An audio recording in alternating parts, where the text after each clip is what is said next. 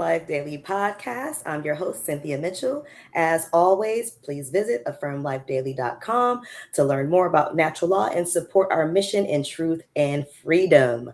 Today, tonight, I have a wonderful guest. He's been on before, so this is his second go round on Affirm Life Daily. And this young man, is such an inspiration to me. He is so knowledgeable and he puts boots to the ground, feet to the street. Like he is out there talking to people day in and day out, getting taking what most of us, a lot of us do just online and taking it and putting it into real life action.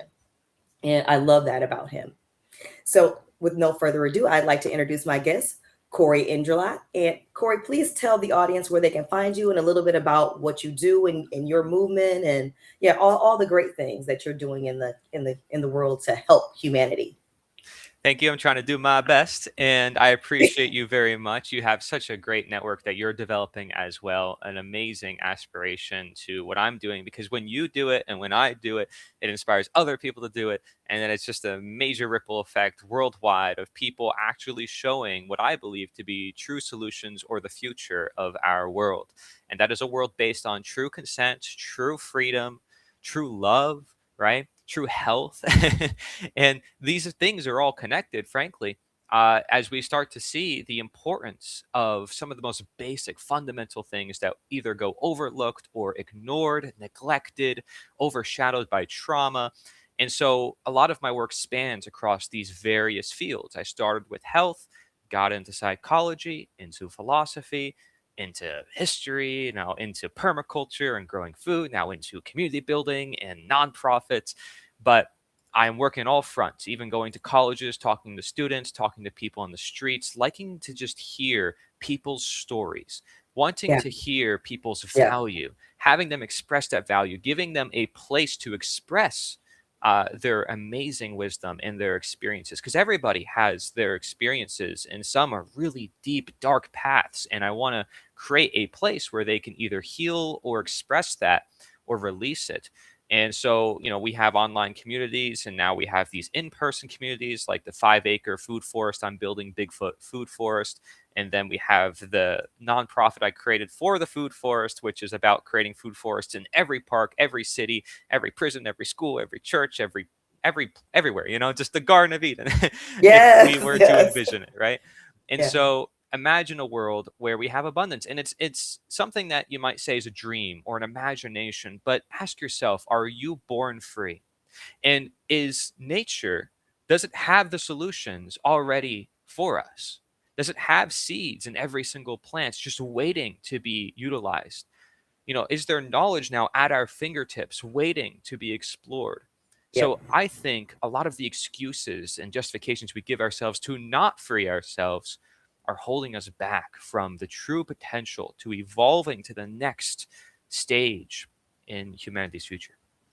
Oh, so eloquently and beautifully stated, Cory. Yes. And I got to see the food forest he's building in person in Florida myself. And when I tell you I didn't want to leave, when I tell you I just want to lay a blanket down and just be like, like it was amazing. It was beautiful. It was a very spiritual That's experience right. because nature and spirit are one. Like he was saying it, and we have to, open our imaginations back up because everything we need is provided by nature. I've never seen a tree pop up yet, a fruit tree pop up yet with a price tag on it. That's right. That's not how they grow. They grow for free. So That's we right. have to, open our minds and say, why or how do we get in the situation that we're in and Hmm. how do we get out of it? And that's what we're going to get into today with our topic is government legitimate?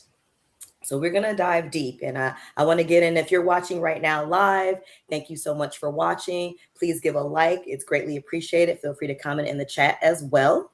So we are going to get into our first question, which is what are the origins and purpose of government?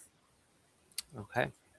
All right. So, beginning this topic, I want to say to anybody who is familiar with my work already, I want to share some tidbits of advice and ideas that maybe you have not heard from my work.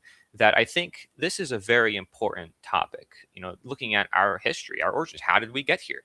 How are we in the world that we're in right now? That you guys are watching, and you feel like you agree with us, or maybe you even disagree, but you feel like you're probably here because you want the world to be a better place, right? Yes. And so I welcome people if they disagree, but they have the same intention that they want a better world, and they want to see people become healthier and happier and all the things I said in the introduction.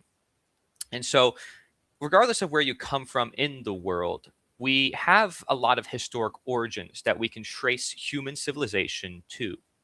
If you go to any mainstream history book, and we can talk about the alternative as well, it will note that the first civilization is in ancient Sumeria or ancient Mesopotamia. It goes by multiple names. And this is around 6,000 years ago. Okay. And it's important to note this because, first of all, a lot of the history we learn in school, at least from my experience, I never even learned about Sumeria or Mesopotamia. You maybe learn tidbits A little here and tiny bit. there. You might hear the name, Right. and Yeah, then they just exactly. glaze over it. Maybe you hear a little bit about like the Romans, a little bit about the Greeks and Caesar and stuff that happened over there. Some major things in history, maybe some recent things like the Civil War and the American Revolution. If you live here in America, maybe if you're in another country, you learn about your history of your particular country. But I'm talking about the roots to all civilizations. It is stemming from this one particular place, okay, which is in the Middle Eastern region, and it's called Sumeria or Sumer, okay, or ancient Mesopotamia. Now, it's important to know this place because it's also considered the first form of modern agriculture, of writing, of a lot of law systems like the Code of Hammurabi or the Code of Ur-Nammu. And if we're talking about concepts like law and we're talking about government, we might want to ask ourselves a question, well, where did that concept come from? And how long has humans been on Earth? Modern humans, not even old types of humans according to evolution, in comparison to these systems. So I've mapped it out and I've traced it, and I've actually written a whole book about this. This is my book, Slavery Gone for Good, where I actually have many writers.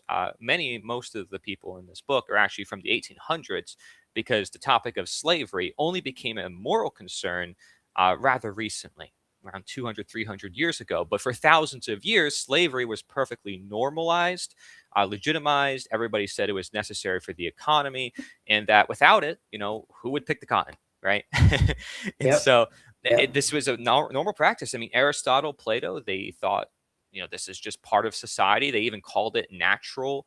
They made all sorts of reasons for it. There started to be a bunch of debates only around 200, 300 years ago where people were started to question and say, is this really natural? Is this really moral? Right. And a lot of these Is it really individuals, necessary? yes, a lot of these individuals didn't just stop at chattel slavery, which is what we typically think of, like ball and chains. Somebody is enslaved, 100% of their labor is being taken from them. They went back in time as well to look at the origins of slavery. And so I brought up the origins of government, and then I just brought up this topic called slavery, and I said that existed for thousands of years. We don't just call slavery an idea or a practice, we call it an institution. This is mainstream.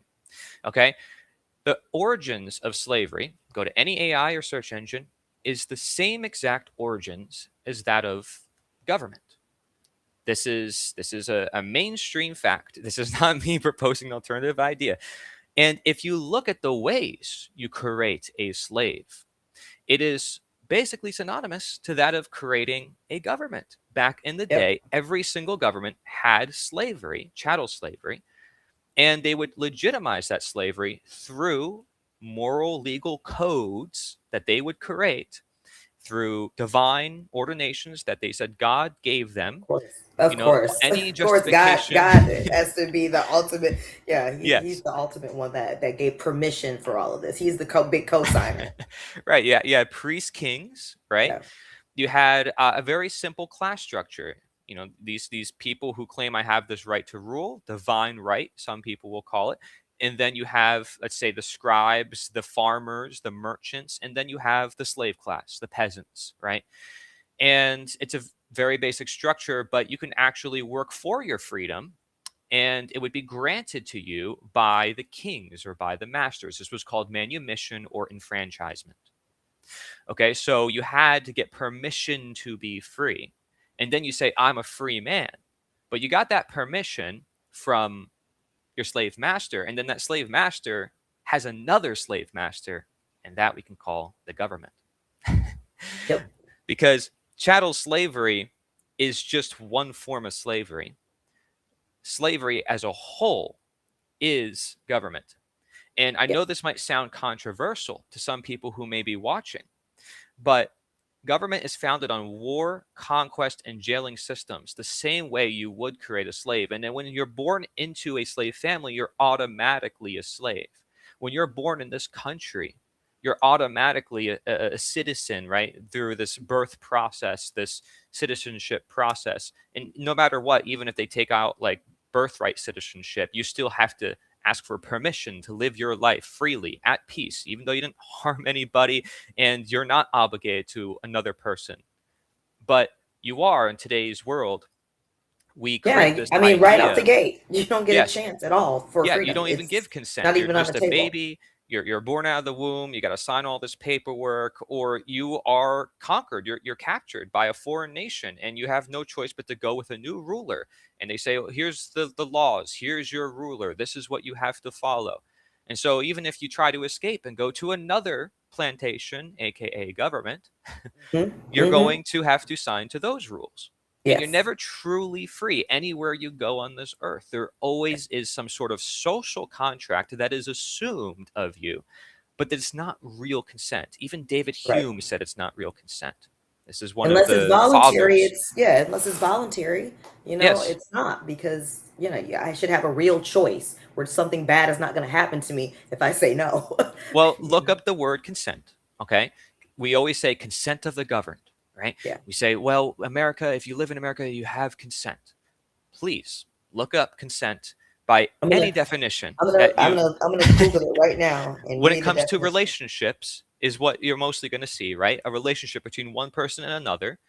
Well, wouldn't you say that you have a relationship to anything that you interact with that you consider yourself a part of or that you are entering into in your life? So why should one relationship be based on true consent and the other one just a presumed assumptuous consent? And so many people feel frustrated under that system and they want to leave, like you and I, but we have no Yes, choice. you have no That choice. means it's not consent, Yeah, right? so it Now, says consent is a voluntary, sober, enthusiastic, and explicit agreement to engage in a specific activity, which must be given freely without coercion or manipulation. We definitely ain't that. It's not that. Ooh, it's that's not right. that. That's right. And go to, go to images and see because there's people who have to make it clear like what's consent because when you're in a toxic relationship, one on one, some Yeah, people will say, "Oh, well, they gave consent." No, they didn't. They didn't right. explicitly say it. They didn't explicitly give it. You're just presuming it. That's why the Yes, relationship is toxic. It's right. it's the same thing that happens with cults. I made a whole documentary about cult world where they bring you in and they say, "Oh, well, we weren't manipulating you. We weren't doing this. You chose to be a part of this. This is your choice." And then they kind of push the blame on you, right? And then they're able to out you when you leave the cult and they say, "This person's crazy. Look, he's not working with the rest of the family and the rest of the team. And look, now he's trying to rebel because he wants to make his own attention." Right. So it's cult psychology, family psychology, goes all the way up to slavery and government psychology, which, by the way, is the reason why a lot of the pro slavery advocates were using the family unit as an excuse for why slavery should exist or why government should exist. And why actually the leading pro slavery advocates here in America, like George Fitzhugh, were actually saying, by the way, verbatim, government is slavery. He said that many times in his writing, Sociology for the South, or The Failure of a Free Society, proving that freedom could never work.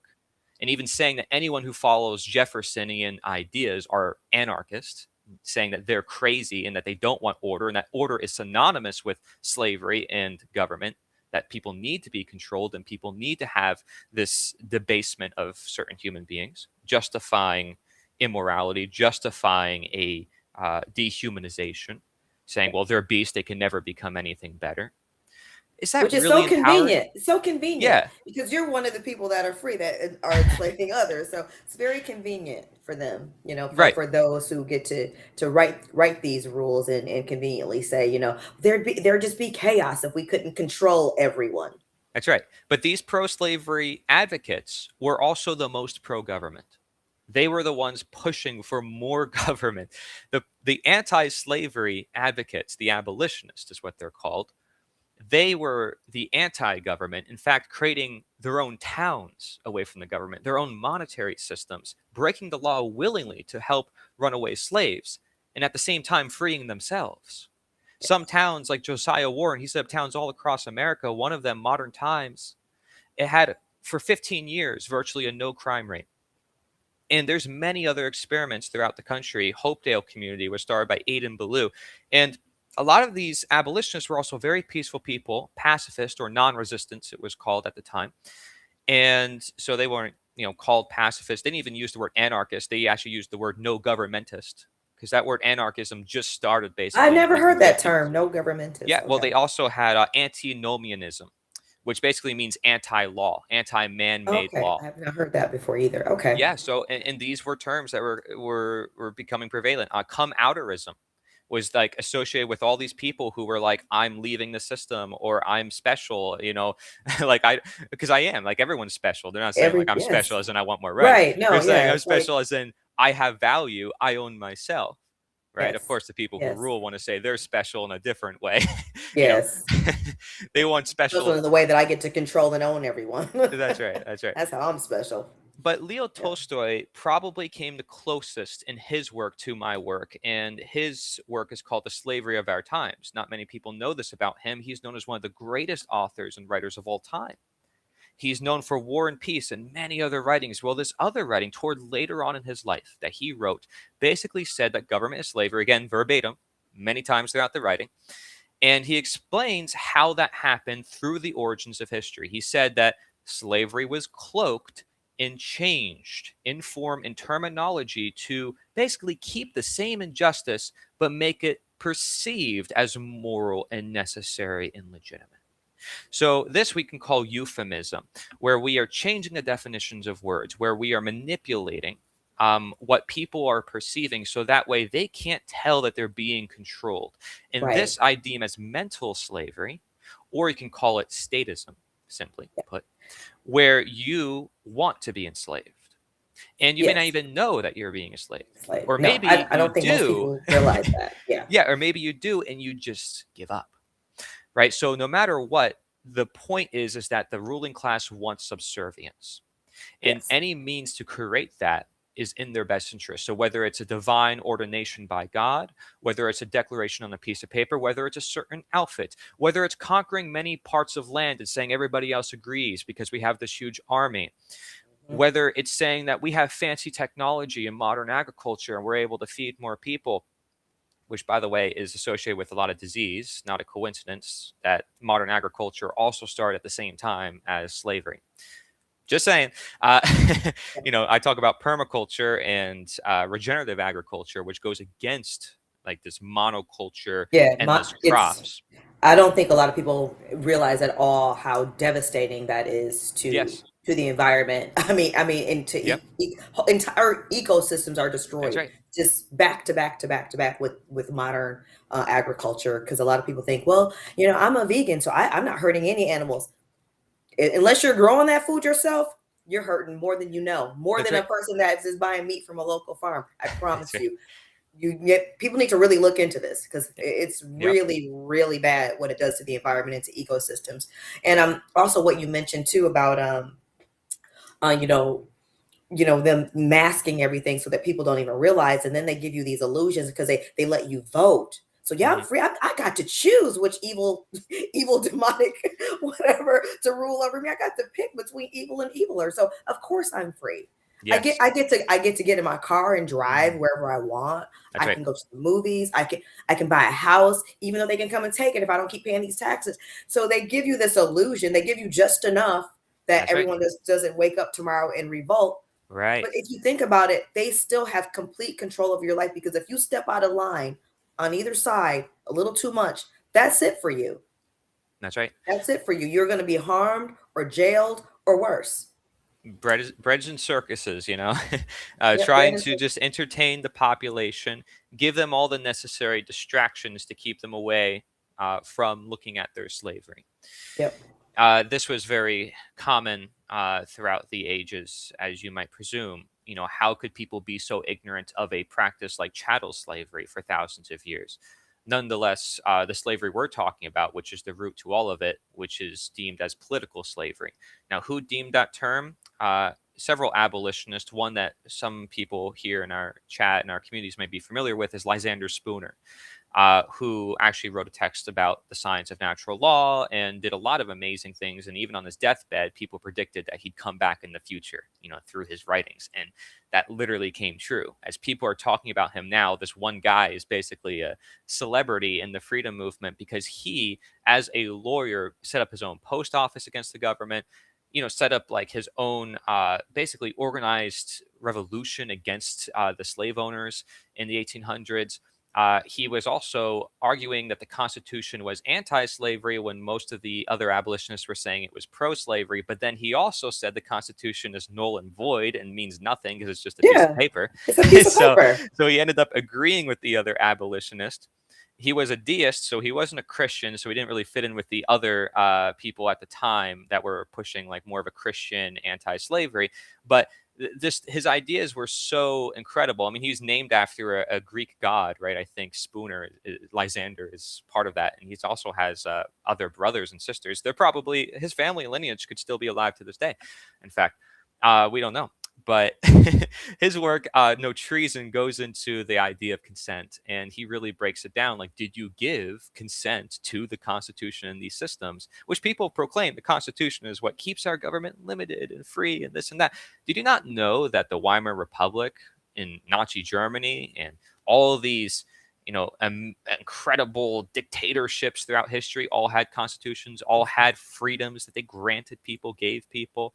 Did you not know that, Rome and these various places, they call themselves republics, that even China calls themselves the People's Republic, the people for the people? It's everywhere. Everywhere you go in the world, you have the right to vote, you have freedom of speech. But when it really comes down to it, you don't. You In don't. America, you can't even grow simple plants. You have to get a license. You have to get permits. You can't even live on your land. Told you what There's happened to me. Fines up the whatever. I'm to the point where now I'm just gonna move because my HOA has fined me so much for simply gardening in my own yard in my own home. I'm not renting this home, and I still can't garden in it That's right. the way And I want to, not the way I should be able to. they trap people in debt. So if you want to know where the concept of money and debt comes from, it comes from these same roots because they had to create these feedback loops, these systems that would keep themselves in power. And the way they did that is quite insidious. A lot of psychological mind control. This is where secret societies come in. But you can look at the work of David Graeber, who actually has a book titled Debt, the First 5,000 or 6,000 Years, where he traces it back to the very same place I'm talking about. He's an anthropologist, sorry, who basically looks at the origins of human history. You said I'm So gonna check him out. You said David David Graeber. Graeber, yes, he's dead now. He died a few years ago. But incredible guy, and sometimes associated with like left wing anarchism, but he never chose a side. He was just detailing from an academic perspective as an Yeah. anthropologist the origins of human history. And he actually shows that we lived as a human civilization the majority of our time as not having any government. 99% of human history.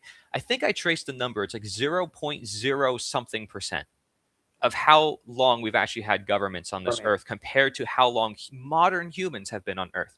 So, according to mainstream history, we've been on earth for 300,000 years, modern humans. And then governments have only been around for 6,000 years that we can understand because of written record.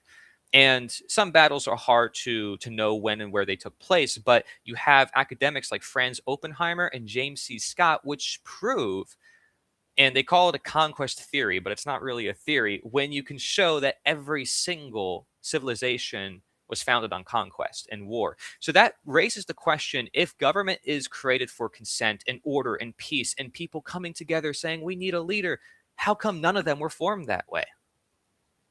Exactly. That proves that's not even the intention, because you That's right. cannot form anything. The foundation of anything is what's going to grow. It's like I said, I give the example of gardening. I don't plant a seed for an orange tree and then I expect apples to grow. That's never Hmm. going to happen. So if I build my society and my culture around violence, coercion, enslavement, that is what is going to grow. I Yes. can make it look pretty. I can use different words than what it really is, but that is what is going to fruit. Those are the fruits that are going to be that are going to bear.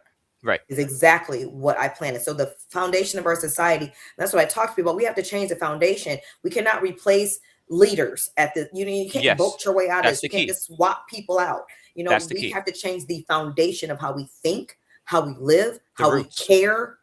The roots, from the roots up is where we And have to change from. that means understanding our history and our Yes. psychology. Yes. How these secret societies, how these rulers throughout history, even using propaganda ministers specifically employed with the task of manufacturing consent. Noam Chomsky wrote a whole book about that too. You know, basically the idea of how do we get people to go along with what we're doing, Yes. which is maintaining a money monopoly for ourselves and our businesses, enriching our Yep. families, keeping our bloodline in power and interbreeding and doing a bunch of things that we're not supposed to be doing, getting away with crimes, and doing that because we have millions of people who are willing to just do anything that they're told, willing to just follow us because of our title and our position and our outfit. So, someone in the chat here used a quote from George Washington: government is not the voice of eloquence or reason, government is force. Right. And I think he said it's like a fire. Right. So, our founding fathers here in America are usually attributed as freedom oriented. But I want you to understand something. Every single revolution in history sounds amazing.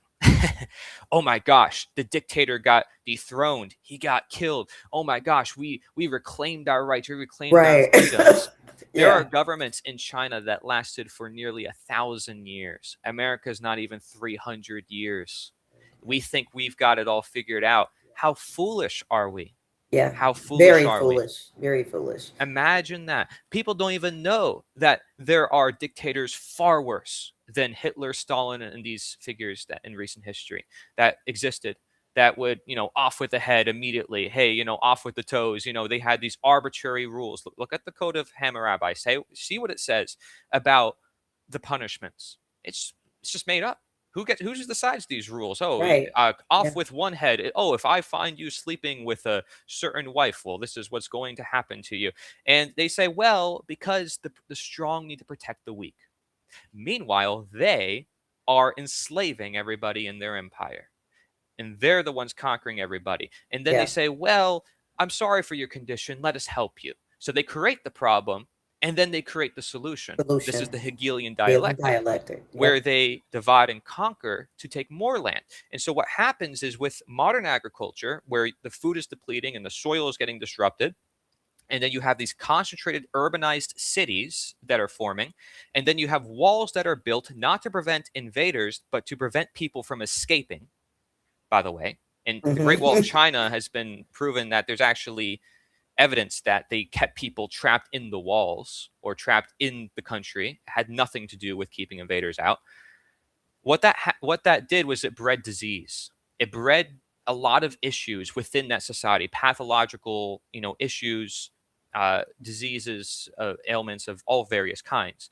Yep. That then it required the rulers to then conquer more and get more population to replenish the lost populations. And then they just kept taking more and more, concentrating them into smaller areas to keep it easier to keep those populations easier to control. And then eventually what you have is multiple systems where everybody's born into it, that they don't know their original starting point. They don't know that they were once free, that they Free. once lived Yeah. in tribes, or they Yeah. lived in harmony with the earth. Yeah. Right, maybe they lived in some advanced civilizations, if we want to Yeah. go with like the alternative history. We lost that. We don't have that. We don't have free energy. We don't have the things people talk about with Yeah. Tartaria. Right? We don't even have, even if you don't agree with that history, we don't have basic, family values, and we don't understand how to grow food or basic survival skills. Yeah. And We are completely slaves disconnected from nature and slaves not don't even understanding we're part of nature. It's just a yeah, total disconnect. slaves don't know how to read or how to write. And then when they are taught how to read and write, they're taught what the rulers want them to read and write. They censor all the rest of the material. They still do to this day online. To this And day, to a heavy degree. the companies can lobby the government to protect their interest, to protect their wealth. And then everybody in the left cries about capitalism. And it's like, well, yeah, but capitalism could just be free trade and people providing a product and a service. Look at the government that's protecting the capitalists, the people who are wealthy, against other capitalists, other people who are trying to compete in a free market. So it's not a free market.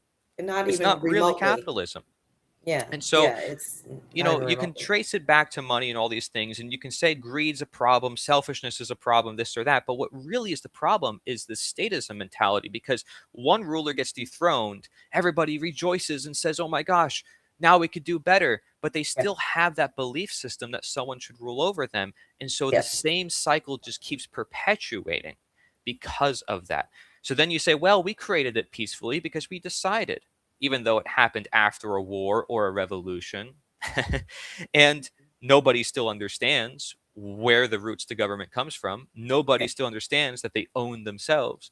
So they're never going to be truly So you free. stay in a cycle, and that Yes, the definitely Tytler takes us. cycle. Yep, takes us. What was the name of the cycle? The Tytler cycle. It's around a 200, 300-year average history cycle, or Oh, gotcha. one goes Okay. from bondage back to faith, and Yeah, then it just keeps going and it's going and going. a vicious cycle. Right. And they, again, historians, academics will attribute this to human nature with full ignorance of statism and the origins of these systems. We're looking at the American abolitionists and some of the greatest writers in the world, like I mentioned, Leo Tolstoy, for one. So there you have it. I think I gave Yes. a pretty good baseline Yes. that anybody can go out there who's watched this to research. Absolutely. And now Yeah. we can kind of go into maybe some other questions. So this is the next question, which you've answered somewhat already, Mhm. but if there's anything you want to add. So basically, and I'm sure your answer, I know your one word answer is govern if when I ask is government illegitimate? Yeah. Yeah, it kind of is. So yeah, but I would like to hear your answer to that and whatever else you want to, how you want to expand on that question. So, government legitimacy. Um, I think the first thing that comes to mind is that idea of the social contract, which I mentioned. David Hume, one of the leaders of the empirical, I got to look at the hard evidence beyond superstition thinkers in our world, said, no, that kind of doesn't make sense. You never gave consent to the government. And then Spooner, being a lawyer in the system, knowing it inside and out, and then coming out of it, showing a natural law point of view, saying, no, you never gave consent. And then you and I simply wanting to leave, not be a part of it, not give away our own property, which is our own taxes, our own money. They call it taxes, it's just theft. Um, then, if we're not able to just choose what to do with our own property, that's slavery. That's slavery. It's just that simple. And it's crazy that how simple that is, it's not understood by a lot of people. They'll talk about managing other human beings as if they have the right to be a slave master. So it's like what Jeremy Locke said in The End of All Evil: democracy is the perfect evil, because what it does is it makes everyone become the slave masters of each other.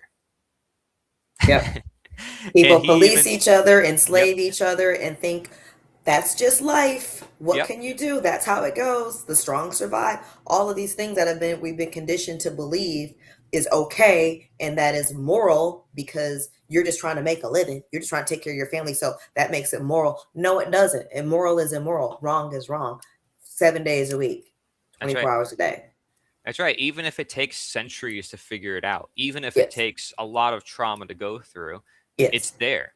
And we have to Yes. understand that and learn that, unfortunately, through experience, though we can learn it through awareness if we give ourselves the time and the presence to do it. But if we're Yes. constantly in a state of war and conflict, and we're in a state of reaction where the news is constantly pumping out problems, and we're always at war with our neighbors and our friends and our family, dividing over race and all sorts of things that they just throw at us, we'll Yes. never ever get to the root cause. And so that's how it's been Right. for thousands of Yeah. years. It's like, and you can't blame certain families. I mean, if you're born into it, you can't perceive anything else. You're born into their public school system, which trains you about their system, and they teach their history.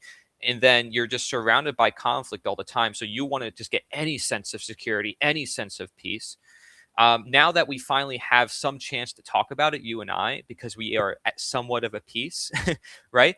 Means that we have an opportunity to go further, so that way we don't go back. Yes. And I Yes. think you and I are trying to say to everybody, like, hey, there might be a collapse around the corner here. There might be some problems if we don't move forward, if we're not able to see the progression we have to make. If we're still Yes. stuck in these old systems, we're going to go back to those old systems, and you don't want to go back. Everybody No. says we got to return back to the America. It's like, you don't want to go back to Go the back. 1700s. Absolutely not backwards. You For look where sure. you're watching this video right now. You're on a super highly advanced technology device, which is absolutely incredible. Like, this is unbelievable what we have created with our freedom. Our freedom is what created this ability for me to speak to you across the world, which to me it's across the world, even though you're in Georgia and I'm in Florida. That's Yes. pretty darn far. That's Yeah. far. You know what I Yeah. mean? And the fact that we have this instantaneous conversation, the fact that I can make books like this, and I don't have to worry about it getting burned in the Library of Alexandria, I can, Right. it's just unbelievable the For reality now. we live in, right? If we live in that state of awe Yeah. and perpetual love, but we can get deterred from that. We really can, when we have so much potential now, more than ever, to be free because of Yes. all this material. So is government illegitimate? Going back to the main question. Yes, and that's because what is legitimate is nature, is truth, is love, is the things that are most essential in our life, because we cannot live without it. You can live without government. You do it right now. Us talking, us expressing, this is anarchy. There's no such thing as anarchy. The End of All Evil talks about it. I did a whole podcast about it with Soul Expression. There is no such thing as anarchy because it's our natural reality. And why do I say that? How can I prove that? Well, if you let go of your need to control everybody, then what will happen is people will self-organize, as they have for most of human history, as I shared. Yes. And as you had also in America, by the way, in Massachusetts, several writers such as Thomas Paine and Henry David Thoreau mentioned that there was a time in Boston where there was no government, and they were looked at it and they're like, this kind of throws everything that we believe on its head. I did a whole article about that on the liberator.us for anybody curious. Several founding fathers wrote about it, and they were just like kind of dumbfounded, like, that's possible. Hey, they can live without us. Oh my gosh, It's like, but So think it's about it. I mean, so in the mind early blowing. American days, there wasn't a system. Nobody knew what was going to replace the British. I mean, you had a bunch of farmers basically to say, we don't want this system. They didn't Yeah. really know what to replace it with. So some people just lived their life, and they just went on with their life. They didn't think about, oh, having a new system that has to tax everybody. Right. So soon those ideas started to infiltrate, and you can argue that they came overseas from the governments. It's, again, thousands of years of trauma. It's hard to heal. Like, if you are trying to escape one government, you're going to be very tempted to create another one, because it's the only worldview you know. It's what most people know. They can't imagine being free, which is Yeah. just living their life the way they usually do, with the exception of putting some fancy piece of paper into a thing we call a ballot box, or bowing down and making hereby I declare statements and fancy rituals. Like, those Yeah. rituals are awfully suspicious if you look at that from a naturalistic point of view.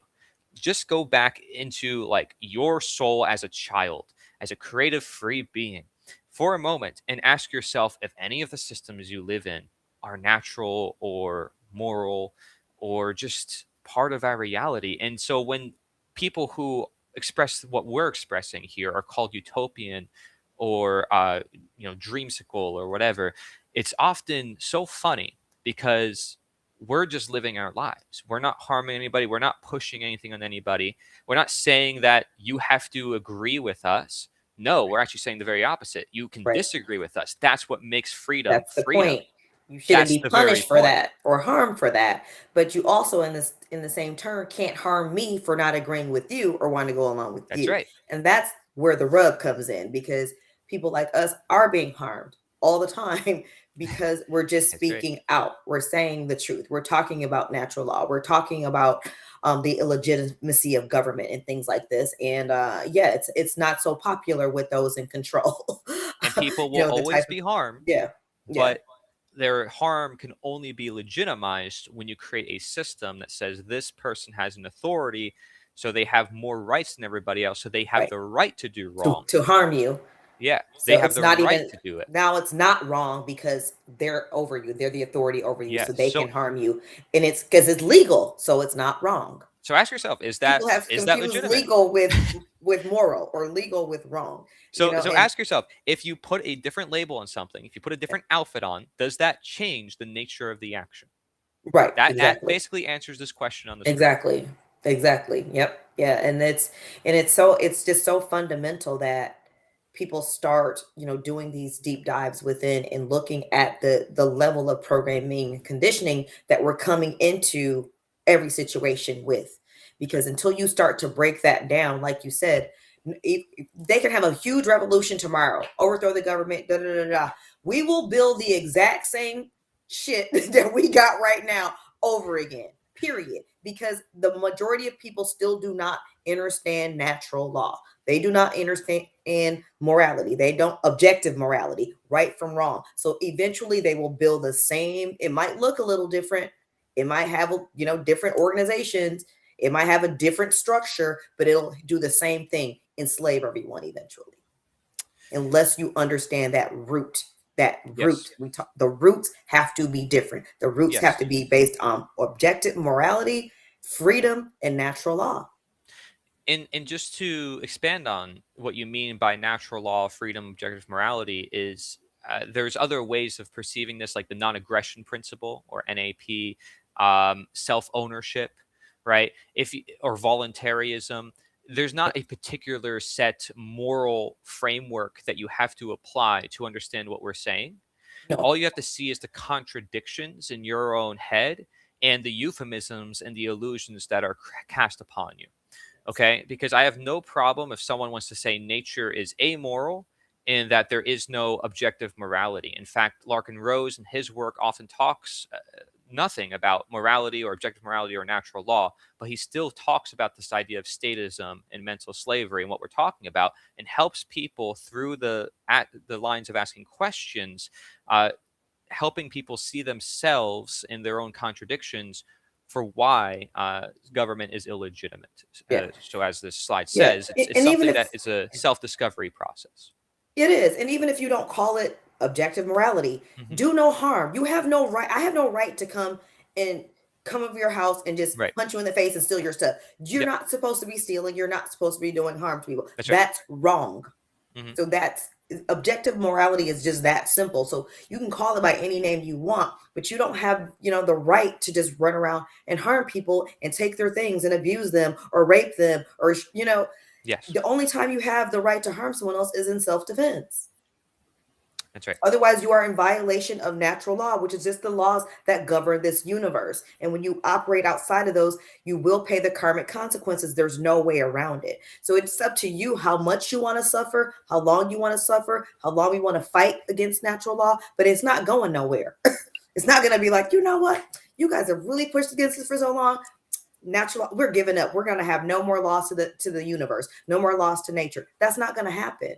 So we Hmm. can resist it for lifetime after lifetime. We're still going to hit the same brick walls every time, and we're going to cause our own continued suffering. Yep. There's no way That's right. around it. That's right. So yeah, and Lysander Spooner, C.S. Lewis, a lot of writers throughout history detailed this morality, which is actually shared across all the traditions. In fact, all the religions share the golden rule. But if you really apply the golden rule to politics, it's almost immediately broken So Immediately, right out the so gate. it's just looking at really those contradictions, because most people know that it's wrong to harm someone. Now it's sad that people may not know that, and that people have gotten to the point where they don't know basic morality in that sense, whether you want to call it like a strict defined definition or objective or whatever. And people have all sorts of frameworks and philosophical discussions proving what is the right moral framework. Like, is that really where we should focus our time and energy?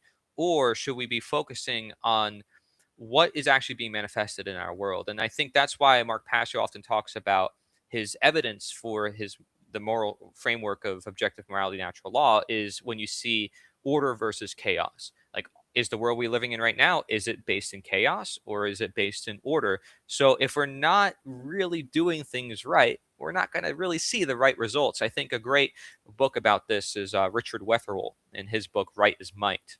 So that kind of takes a twist on the book Might is Right, which is actually I think influenced by satanic doctrine, which, in their beliefs, which they're just a form of an atheist, um, basically morality doesn't matter and you can just do whatever makes you feel good, right? Now there's Yeah, something to be said about pleasure and ego. In fact, there's a whole anarchist philosophy called egoism by Max Stirner, where he argues that following ego is actually the path to freedom. And if you read it, it sounds actually very similar to some of the Buddhist anarchism text. I mean, I think people need to look at a variety of things if they want to go deep into yeah, philosophy. yeah. But the point is, the average public doesn't want to go into philosophy. They don't want to go into all this. They just want to live their lives in peace. And so, Right. if we can just help people understand, okay, if you want to live your lives in peace, you probably shouldn't support a system that is built on violence, that everything they do is built on violence, and that what they do is they cloak that violence and then they convince you that's necessary. Just start with cults, toxic families, or statism or honesty, and any one of those paths will help you see that government is the worst cult of them all, the worst family of them all, the worst relationship you can have in your life, because it's the one that can destroy your whole life overnight and take everything from you. If someone has that power over your own life, you're not free. It's just that simple. Nobody should have that power over your own life except Yep. you. Yep. That's self ownership. Exactly. My cat's here. Exactly. Exactly. You just answered the third question. Does the existence of government violate natural law? In every way that you just named, it violates natural law. And like you said, a lot of people aren't even realizing, like you said, a lot of people do know that principle, do no harm, and they feel like they live by it. But then they'll, have a job that their whole job is taking away people's freedom all day, or their whole job is, supporting a capitalist system that causes all types of physical harm, mental harm to people. Their whole job is based on that. Hmm. So you have to look deeper than just, okay, am I just personally doing, committing robberies? No, you may not be doing that, but you may be doing a ton of other things that are causing harm that you just don't want to look at or admit to yourself, because you're saying, I'm just doing that to survive and it's not illegal. The government's not telling me I'm wrong. The police aren't coming to arrest me. So it must not be wrong. And we can't keep coddling ourselves in this way, mentally and spiritually and emotionally. We have to start owning how we live and what we do, how we treat Yep, ourselves, how we treat other people, and how we treat nature. We that's have to right. start owning up to it. There's a famous quote from Buddha, and again, whether you're a Buddhist or not, it's irrelevant. And it's a very common quote shared. It says, "There's only two paths to truth, and that is starting and then going all the way." And most people are afraid of just saying no or being courageous enough to stand up for their beliefs, which they know. For instance, like I said, everybody knows it's wrong to harm someone, but they won't see the contradictions. If they see a contradiction, they may just hide it or not stand on it. And I think a lot of people are actually in that position, Yeah. because I ask anybody, do you want to pay for, taxes 20%, 50% in some countries? Do you want to have all these licenses and permits? Like, if you actually sit down and ask them those questions, they're probably not going to be so favorable. Be like, yeah, I want this. This is great. Like, do you love your Yeah. money going to Israel and going to across the world for war and, healthcare, which you don't even need to receive, or for school, which you don't even support? It's like, yeah, I'm not really, not really a Yeah. huge fan of that. And average people actually have better ideas than politicians and how to manage the world. But that could be more dangerous if you have someone who sounds like the people, who says everything Yes. everybody They're wants, so right? charismatic. And it's easy for a cult to recruit someone like that because they're like, oh, you want money, you need help, oh, you sound like everybody else, you should join us. And then they're like, oh, I have this position now, oh, I'm destined to help everyone. It's like it's so predictable cult behavior. And Yeah. anyone who studies it would understand that any vulnerability is opportunized. Cult leaders are opportunists. And so these Yes. people who are Yes. in power are just taking opportunities that are given to them. The opportunity is that there's millions of order followers willing to do anything that they're told. So that's Yes. why, it's easy to lock down the whole world and make them do certain actions, even if, let's say, the science was not even out yet, even if it takes years to research anything. Well, people are just going to do it because the experts, because the authority told them to do it. And so it's not really stupid, like stupidity in the human race. I mean, maybe to some extent it is, and that contributes to it. But what it is really just an ignorance, a distraction, and people want to live their lives. And I think And for a lot of demoralization. people, I think so many yeah, people are very that's demoralized. right. The Yes, system is designed to make you be very self-loathing. yes, We're why the world is so bad. We're why the environment's collapsing. We're so horrible. We can't even live without government because we would just kill each other because we're so awful. And yeah, that does something to your psyche. And also having our imagination shut down as soon as you enter a classroom, when you're like 4, your imagination shut down right away hmm, from the time that you're being raised normally, and I'm guilty of this too. You have that authoritarian nature with your kids, so you're like, okay, I can never stand up for myself, I can never, what I mean, say what I want, or my yes, opinion doesn't that's right. matter. So all these things just get layered on top of each other, and then it's like by the time you're an adult and you're ready to enter the workforce, you're so demoralized, you're so confused, you're so self-loathing. You've given up on caring at a deep level. You had to shut Yes, that off just to get through this process of growing up. You had to shut off so much of yourself. And I've seen this too in yep, so many, especially like so many men. They're just like completely emotionally shut down because they didn't want to seem weak. Oh, you're not yes, supposed to cry, you're not supposed to be emotional, you're not supposed to be this. And they're just like these stoic figures that are completely disconnected from their own mhm, heart centers. So yeah, how are you going to embrace natural law when you can't even cry? yeah, You can't it's true. even feel for real. Yeah, you can't be human in a system that is inhumane. No, Inhuman. exactly. That's why we have to start building a brand new paradigm. That's why I love so much about what you're doing, Cory. Like, because you are like actively building a new paradigm, and that's why I And love the community I'm a part of. if Yeah. people see the philosophy behind it, because it's one thing to just say, oh yeah, that sounds good, oh yeah, it feels good, but to see the depth that you see will Yeah. make people go the extra mile. Yes. Like your brother and your whole family, you're in it. You're in it to win it. Not everybody's willing to go in. They're not willing to take that extra step. We're willing to sacrifice our time, our energy, our money for this great work. We call it the I will great work because sacrifice my it's life for beyond. this great work. Imagine that. Imagine that, right? So that but see, the systems want people to sacrifice their life for their power. For their great work, which is a Yes. whole different kind of work. Right. So it's all about creating a parallel to the truth that is the complete inversion of that truth. Yes. And Yes. and in that process, it's going to involve distracting people with so-called truths that deter people from this core fundamental truth of our humanity. That would include psyops, or Mm, figures who are online pushing narratives that get people fighting over things that don't really affect their day-to-day actions and the violence that is employed on them daily. So, just going to throw it out there, but like flat earth is one of them. It can be a big awakening, platform for a lot of people to say, man, maybe I've been lied to and maybe I shouldn't trust authority figures. But you can still have that belief system if you're not a flat earther as well. right. Right. It And doesn't. It's not required. yes, exactly. But they will sometimes act as if it is. And this is Yeah. where it can become cult like. It's the same thing when it comes to natural law or any political philosophy.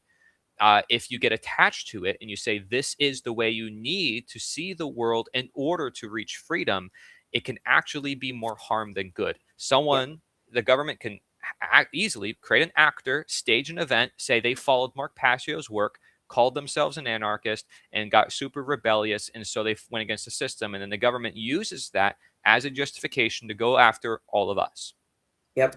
That's Yep. happened Yep. many times throughout history. Now, it's not Yes. a Many, bad many thing times. that it happens necessarily, because our author Schopenhauer and Mahatma Gandhi are both attributed to having a quote where they say that first they laugh at you, they ignore you, but then they attack you, and then you win. And so, if you think about how someone like Donald Trump gained a lot of momentum in 2016, the whole media was attacking this guy. He made himself out to be the victim. That was Right. the rebel against the system. So everybody Mhm. was primed and ready for it because they're sick of the system.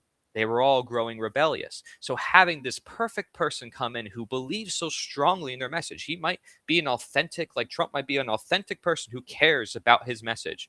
That is opportunized by the people who are actually in control of this world, Yeah. or just by the Controlled, mere, controlled opposition. It's controlled or opposition. even if you don't think there's these hidden rulers, or merely by the nature of the psychology of statism. Okay, so even if there isn't this shadowy government, which many people talk about, right? The very nature of that belief system still leads in that same direction, where these people are duped. They're duping themselves and they're duping other people, and they're bringing them along with them, and they have a false sense of purpose, a false sense of I'm changing the world, I'm making the world a better place. And because of that very purpose, they become a very effective cult leader, and they actually create more harm than good. And this is why America started as a very limited government sounding amazing can actually turn into one of the most dictatorships on earth. That part, which it So, has. So yes, and the that evidence was, of that is yeah. the fact that we bomb every country and we're constantly taking from everybody else. And we What have other to, country has a military base everywhere around the world besides us? Please tell me. And and, and we always act like we're the victim. Like, oh, all these terrorists. yes, but You also might want to grab observe a the mirror, language. bro. Observe the language. Us versus them. We, it's like, what is Yeah, this? divide I, and conquer, yeah, divide and conquer. I'll start with The the the very psyops, the basics. divide and conquer, the controlled opposition. When you have those things in place, they can just run amok. They can just run amok with that. Yep. Just those three things alone, they can just run amok. Yes. And I welcome anyone from academia to challenge me on anything that I have said in this interview. And, you know, create that conversation, because again, if I am right, if anything, you attacking me is just going to give more credit to the cause. Yeah. But it'll actually create a conversation. If you have something to attack me on, it means that hey, we can actually talk about this and spread more awareness about it. And because there's a lot of people starting to believe like me, so you want to disprove them, right? Well, Yes. then you gotta go start going after us. Right? So, Absolutely. Absolutely. Yep. Yeah. I hope someone does take you up on that challenge. So because those kind of discussions, you're great at handling that. And it does help open people's eyes even more when you can have yeah, that I mean, that I don't dialogue. As do. long as it's respectful, when you can have that dialogue. Yeah. It does. And this has been a great conversation, Corey. I've learned, I always learn so much whenever I talk to you. Mm. So I absolutely love it. And I thank you so much. And I would like you to reiterate, where people can, well, first, if you have any closing words, please give those. And Okay. then just reiterate where people can find you and, a little bit more about your work again. Yeah, bigfootflorida.com if you want to support the work I'm doing in person and online. Now I have, after 7 years of doing my work completely for free, I'm finally asking for donations, but it's very specific and it's very transparent. And so we're going to show you, with every donation we get, what we actually create with that money. And we're going to show you, who's being paid, what is going in and out. And so we're going to do our best as a nonprofit. So it's not even to enrich myself or my family, but I do want to make a living doing this work in my future. So the goal is to do both, where we're helping the world and helping the community and helping set up other projects, and we're making a living for ourselves. I just want to make a base income just to survive for my future and build a family. That's my goal. I don't think I am there yet, not even close. I live with my parents, and I've never really thought about it until this year. And so I've been very fortunate to have those circumstances and to do all the deep reflection and going to libraries and all the research. But I think now is the time to finally start making a product or a service that people can go to, that people can support.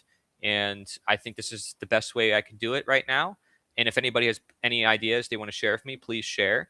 Um, I am constantly experimenting. We're going to do all sorts of events, in person and online, live streams, community circles and meetings, a lot of strategy to try to make our world a better place. How about I close with going through the book and just opening a random page? Yeah, let's do it. Let's go for it. One thing I like to do is just open the book and just be like, what's gonna appear? Okay, well, we got this one right here. Oh wow, look at this. The page I end up on, 238, Leo Tolstoy, who I There referenced you his go. See, the exact book I universe mentioned. is always on point. Of the hundreds, thousands of references in here, the fact that it goes to the one that I mentioned. Mention that's the Okay. universe. Yeah, here we go. He says the slavery of our times results from three set of laws: those about land, taxes, and property. The fundamental cause of slavery is legislation, the fact that there are people who have the power to make laws. And he says slavery results from laws. Laws are made by governments, and therefore people can only be freed by slavery by the abolition of governments. Now, going on to natural law, he says this: if there be no such science as justice, there can be no science of government, and all the rapacity and violence by which in all ages and nations a few confederated villains have obtained the mastery over the rest of mankind, reduced them to poverty and slavery, and established what they called governments to keep them in subjection, have been as legitimate examples of government as any that the world has ever to see. So that's a very interesting point of view. Is basically say like, well, if there's no morality, then there's no way of judging if a government is tyrannical and bad and should not exist versus a versus a world where we don't have that. It's like we have no standard, we have no measurement, and I That's think why that's it's a so important. That's why I C.S. talk Lewis about it says that. so much. Yep. C.S. Lewis mentions that a lot in his work, The Abolition of Man, arguing that we're not going to become human if we aren't basically having some sort of moral framework like that to operate Yes. under. Yep. He I says, talk agree. about abolishing slavery. We have not abolished slavery. We have only abolished one rude form of it, chattel slavery. I mean, that is as direct as you can get. How come historians just so happen to go over a work that is at the end of someone's life who we consider to be the greatest writer of all time, who, by the way, never won a Nobel Prize?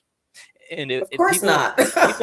he was nominated like every single year, and people thought it was a conspiracy that he never actually won the award, and some attribute it to the fact that he had these views. Yes, I'm sure that had something to do with it.